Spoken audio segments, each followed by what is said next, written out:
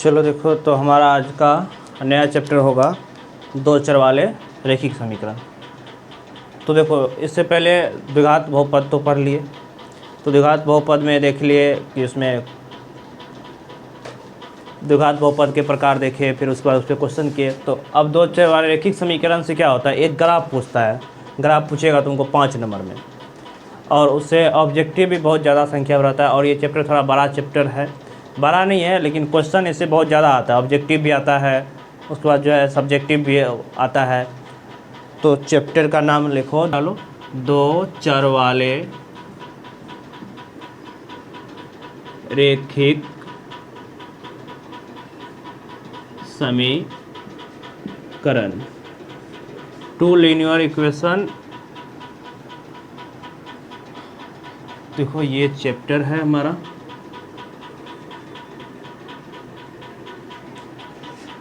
तो देखो, सबसे पहले हम जानेंगे कि आखिर द्विघात समीकरण जो है ये होता है क्या। द्विघात समीकरण किसको कैसे लिखा रहेगा कि हम द्विघात समीकरण को पहचान जाएंगे कि ये द्विघात समीकरण नहीं, दो चर वाले रैखिक समीकरण है। समीकरण तो इससे पहले बता दें, इसका घात जो होगा 2 होगा तो उसको बोलेंगे द्विघात समीकरण है। कि दो द्विघात बहुपद इससे पहले पढ़े थे। तो अब हम लोग पढ़ेंगे दो चर वाले रैखिक समीकरण। यहाँ पे अब चर, तो चर बताए थे इससे पहले, जब बहुपद बताए थे तो चर जिसका मान हमेशा बदलते रहता है उसको बोलते हैं चर राशि, और जिसका मान बदलता नहीं है उसको बोलते हैं अचर राशि। तो यहाँ पे देखो, दो चर वाले रैखिक समीकरण है।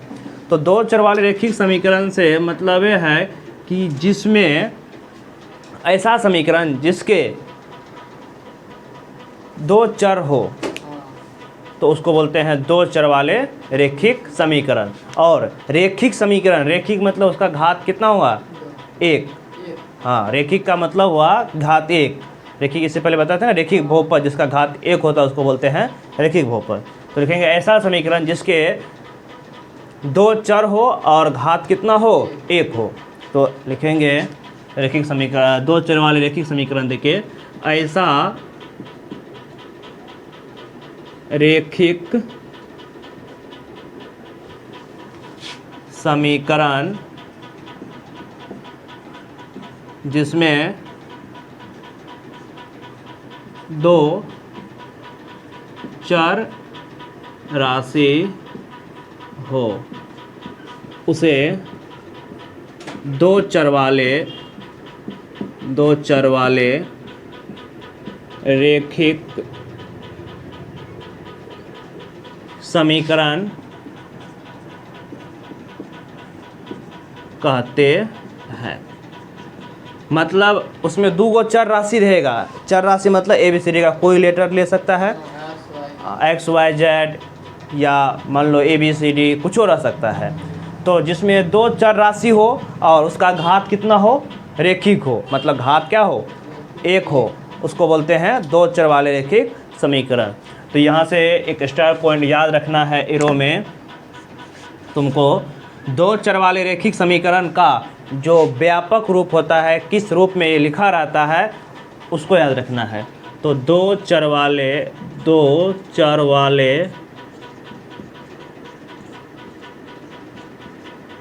रैखिक समीकरण का व्यापक रूप याद रखना है।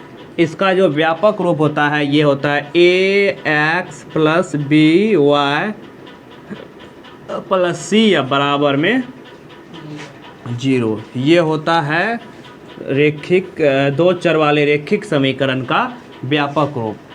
यानी कि देखो, X और Y क्या है, चर राशि है।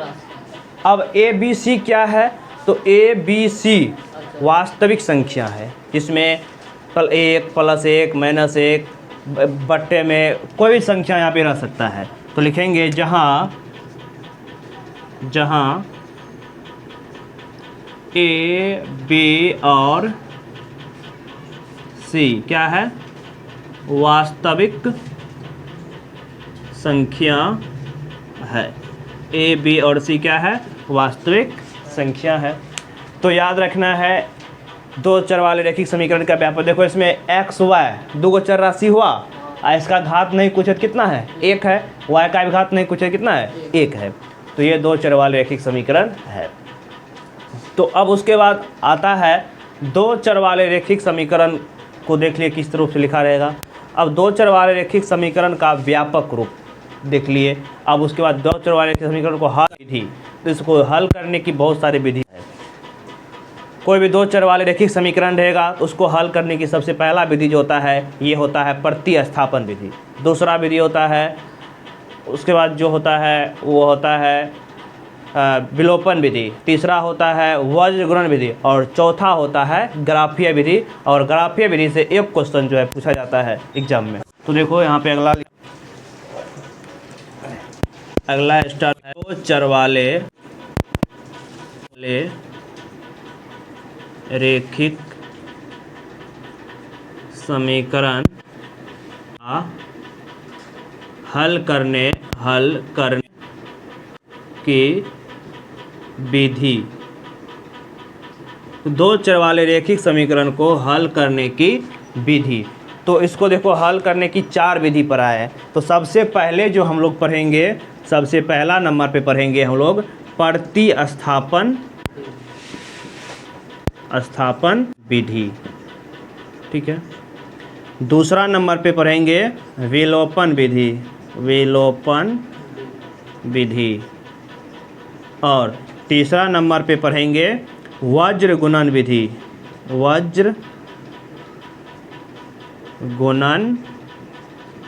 विधि। और लास्ट में हम लोग ग्राफ को सीखेंगे, ग्राफीय विधि। तो सबसे पहले हम प्रतिस्थापन विधि देकर, पहले इसको नोट करो यानी तो रुक जाओ अभी। तो हम सबसे पहले पढ़ेंगे कौन विधि, पहला नंबर में प्रतिस्थापन विधि। तो देखो ये विधि क्या होता है, प्रतिस्थापन विधि। तो देखो जैसे मान लो कोई भी समीकरण लिखा रहेगा, 2 चर वाले रैखिक समीकरण लिखा रहेगा। जैसे मान लो कि हम लिख दिए 4x + 3y = 2, ठीक है। और एक और समीकरण दे दिए 3x + 2y = 6 का बोलेगा प्रतिस्थापन विधि से हल ज्ञात कीजिए, ठीक है। तो हम क्या करेंगे, इसको मान लेंगे हम समीकरण फर्स्ट, इसको मान लेंगे समीकरण सेकेंड। इसको 2 समीकरण है ना। अब यहाँ पे 2 समीकरण जो है, तो यहाँ पे देखो ये x है, इसकी तुलना इससे करो तो इसका मतलब ये है a, ये है b, और 2 इधर आएगा तो माइनस हो जाएगा, माइनस का 2 इधर क्या हो जाएगा c। उस तरह से ये a1 b1 करके अभी आगे जब 2 समीकरण रहेगा तो लिखाएंगे। तो सबसे पहले हम लोग स्थापन विधि से कैसे जो है समीकरण को निकालेंगे। 2 चर वाले 2 समीकरण दिया रहेगा। अब बोलेगा इसमें x और y का मान निकाले, इसमें क्वेश्चन दिया रहेगा इसे। तो देखो हम सबसे पहले क्या करेंगे, यहाँ से लिखेंगे समीकरण फर्स्ट से, समीकरण 1 से। तो समीकरण 1 देखो क्या है हमारा, 4x + 3y = 2 है ना। प्रतिस्थापन का पहला रूल है ये, प्रतिस्थापन विधि से इस तरह से बनाया जाएगा। देखो 4x + 3y बराबर क्या है, ये 2 है। तो यहाँ से तुम क्या करो, या तो x का वैल्यू निकाल लो या तो y का वैल्यू निकाल लो, जिसको तुमको निकालना है उसको निकाल लो। चलो हम यहाँ से क्या कर लेते हैं, x का वैल्यू निकाल लेते हैं। तो देखो 4x बराबर हो जाएगा 3y प्लस में रहेगा तो माइनस क्या 2 माइनस का y। अब यहाँ से x बराबर हो जाएगा 2 माइनस 3y बट्टे में 4 आ जाएगा ना, तो गुण जाएगा तो बट। अब तुम इसको लेना है समीकरण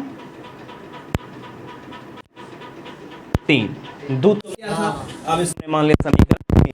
अब x का मान कर लो समीकरण। पहले देखो सब में हर एक क्वेश्चन में यही रूल अपनाएंगे, पहले x का वैल्यू या y का वैल्यू पहले समीकरण 1 से निकाल लो या तो 2 से निकाल लो, ठीक है। चलो हम यहाँ पे समीकरण 1 लिए, समीकरण 1 से x का वैल्यू यहाँ पे हम निकाल लिए क्या, या 2 माइनस का 3y बट्टे में 4, ठीक है। एक काम कर लो यहाँ पे 4 कर लेते हैं, ठीक है, 4 कर लेते हैं, ठीक है। तो यहाँ पे अब 4 के है। अब देख लो यहाँ पे अब x का मान क्या कर लो, समीकरण सेकेंड में रख देंगे। तो लिखेंगे यहाँ से x का मान समीकरण सेकेंड में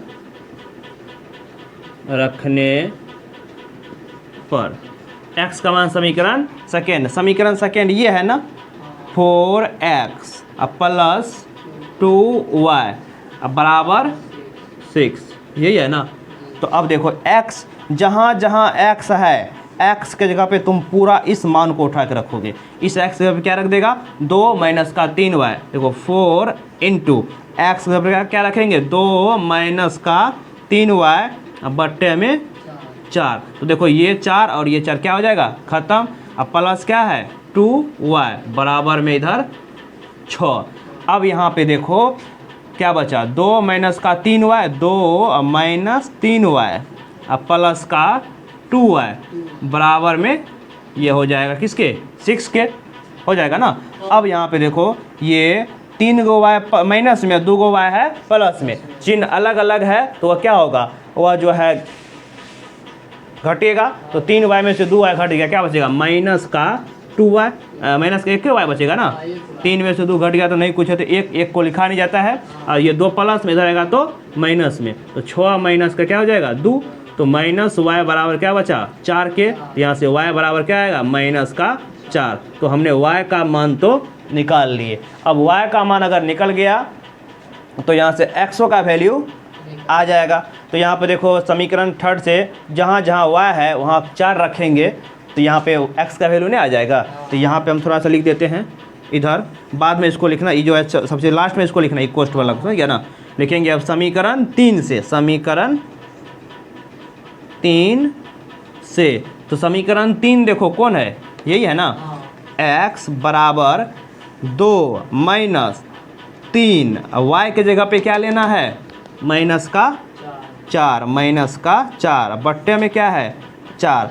अब एक चीज़ देख लो, यहाँ पे थोड़ा शॉर्ट करते हैं, 2 अब माइनस गुना माइनस प्लस 4 तिया 12 बट्टे में 4, ये ना होगा, 3 गुना 4 12 हुआ, माइनस गुना माइनस प्लस, तो 12 2 14 बट्टे 4। तो यहाँ से एगो x का मान आएगा 14 बट्टे 4 और y का मान आएगा माइनस का 4। तो इस तरह से जो है मतलब पहला जो है प्रतिस्थापन विधि से क्वेश्चन को हल किया जाएगा।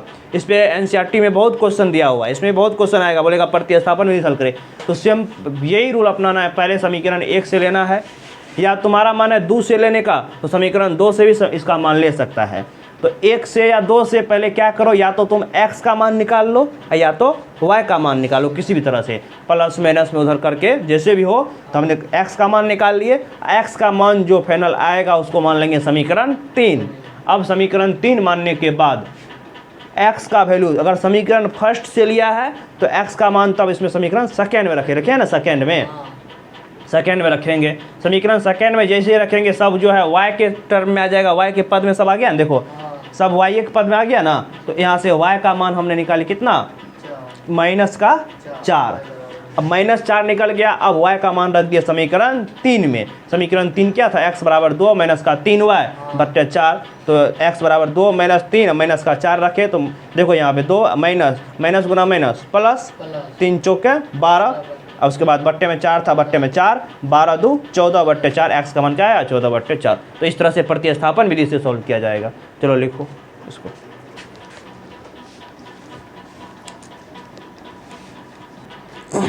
तो चलो देखो अगला क्वेश्चन, और इस पे क्वेश्चन करते हैं, प्रतिस्थापन विधि पे और क्वेश्चन करते हैं। पहले इस पे कुछ क्वेश्चन सीख लेते हैं। प्रतिस्थापन विधि, जैसे क्वेश्चन दिया रहेगा तुमको ऐसे रहेगा, x माइनस 2y बराबर 0 है, x माइनस 2y बराबर में 0, और क्वेश्चन रहेगा ऐसे, और x 3x प्लस 4y बराबर 10, 3x प्लस 4y बराबर 10 का हल निकाले। अगर देखो एग्जाम में केवल पूछ दे हल निकाले, तब तो 4 विधि जो है, 4 विधि में तुम किसी विधि से निकाल सकता है। तो लेकिन अभी हम यहाँ पे प्रतिस्थापन विधि सीख रहे हैं, तो प्रतिस्थापन विधि से ही हल को ज्ञात करना है, प्रतिस्थापन विधि से ही हल को निकालना है। तो देखो हम क्या बताए थे, देखो ये बराबर के रूप में पहले इधर है ना, सबको बराबर में उधर लेके चले, यहाँ पे 10 होगा। तो यहाँ पे एक समीकरण दिया हुआ है, देखो इसको ऐसे सॉल्व करेंगे, x माइनस 2y बराबर 0, इसको तुम मान लेगा समीकरण 1, ठीक है, इसको मान लिए समीकरण 1। अब देखो यहाँ पे एक और समीकरण दिया हुआ है 3x प्लस 4y बराबर में है 10, इसको मान लेंगे समीकरण 2। अब क्या बताए थे, तुमको अपने सहूलियत के लिए जो तुमको सुविधा लगता है, या तो यहाँ से समीकरण 1 से लो या तो समीकरण 2 से लो। समीकरण 1 या 2 से पहले या तो x का मान निकाल लो या y का वैल्यू निकाल लो। तो यहाँ पे देखो x, हम समीकरण फर्स्ट ले लेते हैं, ठीक है, समीकरण 1 से। तो देखो समीकरण 1 क्या है, x माइनस 2y बराबर में 0। तो एक काम करो, यहाँ से x का वैल्यू निकाल लेते हैं। तो यहाँ से x बराबर ये माइनस का 2y, इधर आएगा तो प्लस 2y। तो देखो यही ना x का मान निकल गया, इसको तुम समीकरण 3 मान कर छोड़ दो। अब x का वैल्यू समीकरण फर्स्ट से निकाल लिया, अब इस x का मान क्या करो, समीकरण सेकेंड में रख दो। तो लिखेंगे x का मान समीकरण सेकेंड में रखने पर, समीकरण सेकेंड में रखने पर, तो समीकरण सेकेंड है कौन, ये है ना, 3x प्लस 4y बराबर में है 10 के। तो 3x के जगह पे रखना है 2y प्लस में 4y बराबर में 10 के। तो अब देखो यहाँ पे इसको सॉल्व कर लेते हैं। और तो अब देखो यहाँ पे 3 दूना 6 गो y हो जाएगा, अब प्लस में कितना है 4y, अब बराबर इधर क्या बचेगा 10। तो 6 गो y 4 गो y, तो ये तो 10 गो y हो जाएगा। अब बराबर इधर क्या बचेगा 10 बचा। अब देखो यहाँ पे 10 जब बच गया तो 10 से 10 खत्म हो जाएगा 1, तो y का मान कितना आ गया 1। तो यही तो y का मान निकालना था, y का मान निकाल लिए। अब y का मान तुम समीकरण थर्ड में रख दो, समीकरण थर्ड यहाँ है ना, तो x का वैल्यू निकल जाएगा। तो लिखेंगे समीकरण थर्ड से, समीकरण थर्ड से। तो समीकरण थर्ड क्या है देख लो, x बराबर है 2y के, तो x बराबर 2 और y के जगह पे क्या रखना है 1, तो x बराबर 2 गुना 1 क्या होगा 2। तो यहाँ से तुमको लिखना पड़ेगा अतः x बराबर 2 और y बराबर 1। बस ये समीकरण हो गया सॉल्व। इसको हल करने बोलेगा तुमको, हल करने का मतलब हुआ कि इसमें x और y का वैल्यू हमें चाहिए, x और y का वैल्यू हमें निकालना है। इसको लिखो।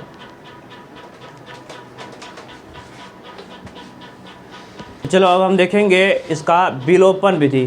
तो अगर प्रतिस्थापन विधि से पूछेगा निकालने के लिए तो इस तरह से निकालना है। अब विलोपन विधि क्या होता है, देखो इसी क्वेश्चन को हम विलोपन विधि से बनाएंगे। मतलब इस एक ही क्वेश्चन को तुम विलोपन विधि, प्रतिस्थापन विधि, वज्रगुण विधि, जो विधि से मतलब बनाना चाहता है उसको विधि से बना सकता है। तो इस क्वेश्चन को अब देखो हम विलोपन विधि बनाते हैं। विलोपन विधि में क्या होता है, किसी एक चर राशि को विलुप्त करना पड़ता है। विलोपन मतलब विलुप्त, मतलब किसी एक चर राशि को जो है गायब कर देना है, चाहे जोड़ के, घटा के, गुना करके, जैसे भी हो, या तो x को गायब कर दो या तो y को गायब कर दो। किसी एक चर राशि को उसमें से तुमको गायब करना पड़ेगा। तो अगला स्टार पॉइंट लिख लो विलोपन विधि, और इसी क्वेश्चन को जो है हम विलोपन विधि से जो है सॉल्व करेंगे। देखो यही सेम क्वेश्चन है और आंसरों सेम भी है, सेम ही आएगा, केवल मेथड अलग है, विधि अलग है। अगला स्टार पॉइंट लगा लो विलोपन विधि, विलोपन विधि पूछता है विलोपन विधि से बनाइए या तो प्रतिस्थापन विधि से बनाए या वज्रगुण विधि बनाए। जब बोलेगा तब बनाएंगे, नहीं तो तुमको जो विधि आसान लगे उस विधि से बनाना है। अब देखो यही क्वेश्चन है, तो इसमें हम क्या करेंगे, या तो x को गायब कर दो या तो y को गायब कर दो। तो हम पहले लिख लेंगे x माइनस 2y बराबर 0, इसको मान लो तुम समीकरण 1, ठीक है। उसके बाद क्या है 3x प्लस का 4y बराबर में 10, इसको मान लो समीकरण सेकेंड, मान लिए समीकरण फर्स्ट और सेकंड मान लिए। अब देखो या तो तुम x को गायब कर दो या तो y को गायब कर दो। तो देखो गायब करने का तरीका क्या है, कैसे हम इसको विलुप्त करें, कैसे इसको गायब करेंगे। तो एक चीज़ देखो यहाँ पे प्लस माइनस है, हमें पता है अगर जो चीज़ सेम रहता है, एगो प्लस में रहता है एक माइनस में रहता है, तो वह क्या हो जाता है, कट जाता है, वो जीरो हो जाता है, ऑटोमेटिक वो जीरो हो जाएगा। जीरो हो गया तो अगर मान लो ये जीरो हो जाएगा तो y गुना जीरो क्या होगा, वो जीरो। देखो एक प्लस है, यहाँ पे 4 है, किसी तरह से यहाँ पर 4 हो जाए तो 4 गो y प्लस में है, 4 गो y माइनस में, खत्म। 4 y प्लस में 4 y माइनस में रहेगा तो वह जीरो हो जाएगा, कट के मतलब y का अस्तित्व खत्म हो जाएगा, y जीरो हो जाएगा, x का बचेगा केवल, तो x का मान आएगा। तो 2 में क्या चीज गुना कर दे 4 हो जाए, तो देखो इस देंगे तो हो जाएगा 4 हो जाएगा। ये 4 इधर करने चलो, लेकिन अब केवल 2 ठो में 2 से तुमको गुना नहीं करना है, क्योंकि रूल बोलता है अगर इधर 2 से गुना करेगा तो इधर तुमको 2 से गुना करना पड़ेगा। तो समीकरण फर्स्ट में हम क्या कर देते हैं, 2 से गुना करके समीकरण फर्स्ट और सेकंड को जोड़ देंगे। जोड़ेंगे क्यों, क्योंकि एक प्लस में है एक माइनस में है, तब जोड़ेंगे। अगर चिन्ह वही सेम रहता, जैसे ये भी प्लस में है ये भी प्लस में, तब समीकरण फर्स्ट में समीकरण सेकंड को घटाते। तो देख लो यहाँ पे लिखेंगे अब समीकरण 1 में 2 से गुना कर समीकरण 1 जोड़ 2, समीकरण 1 और जो 2 को जोड़ देंगे। तो समीकरण 1 में तुमको इसमें सब में अब 2 से गुना करना पड़ेगा, तो 2 गुना x क्या हो जाएगा, 2x माइनस 2 दूनी 4y, 0 को 2 से गुना करेगा 0 ही होगा। ये क्या है, समीकरण सेकंड को कुछ नहीं किए हैं, तो जैसे है वैसे लिख दो, 3x प्लस 4y बराबर में 10। अब क्या किए हैं, जोड़े हैं, तो जोड़ दो सिंपल। तो 3 गो x 2 गो x 5 गो x। अब देखो एगो 4y प्लस में एगो 4y माइनस में, तो खत्म ही हो जाएगा ना, बराबर क्या बचेगा 10 प्लस 0 क्या हुआ 10, तो 5 का 5 5 दूनी 10। तो x का मान क्या आया यहाँ से 2, x का मान देखो इससे पहले भी 2 आया था ना इसी क्वेश्चन का। अब x का मान क्या कर दो तुम, या तो समीकरण 1 में रख दो या तो समीकरण 2 में रख दो x का मान। तो हम लिख देते हैं समीकरण 1 ही में रख देते हैं, लिखेंगे समीकरण 1 से, समीकरण 1 क्या है, x माइनस का 2y, x माइनस का 2y बराबर क्या है 0। x का मान कितना आया है 2, माइनस 2y बराबर में 0। 2 प्लस में उधर जाएगा तो माइनस में 2, तो माइनस से माइनस खत्म, तो y बराबर क्या 2 से 2 खत्म एक बार में, तो यहाँ से y का मान कितना आ गया 1। तो इस तरह से x और y का ये तुम्हारा था विलोपन विधि, उससे पहले जो था वह था प्रतिस्थापन विधि। तो ये दोनों विधि को जो है पूरा इसमें क्वेश्चन और दिया होगा, इस क्वेश्चन को पूरी प्रतिस्थापन विधि और विलोपन विधि को सीख के लाना है। तब कल जो है आगे हम वज्रगुणन विधि और ग्राफीय विधि बताएंगे।